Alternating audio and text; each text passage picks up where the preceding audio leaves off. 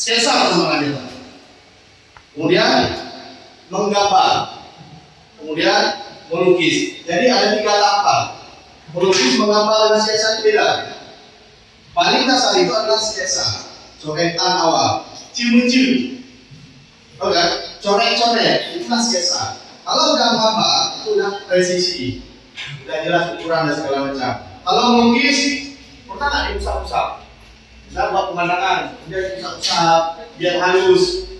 Itu melukis. Atau kita pakai nanti namanya ada alat waktu berupa tisu dan segala macam. Ya, oke, lanjut lagi.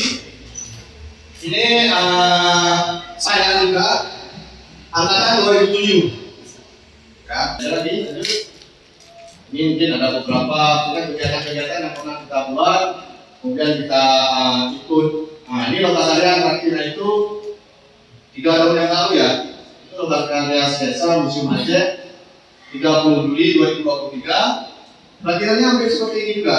Jadi sebelumnya kalau misalnya nanti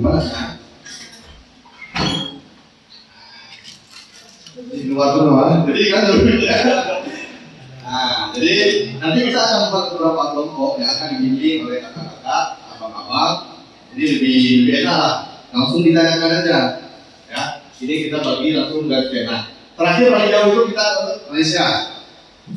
Jadi sketsa di KL, Kuala Lumpur, dengan beberapa komunitas yang ada di sana, dan hasilnya memang di luar sana sih lah, maksudnya keseruan dan keasikannya luar biasa memang. Ya. Karena salah satunya sketsa itu bikin kita happy deh, bikin suntuk itu hilang.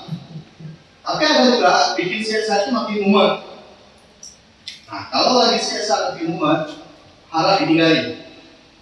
Kalau enggak, kertasnya hancur, sketsanya menjadi hanya orang-orang beriman yang bisa melihat.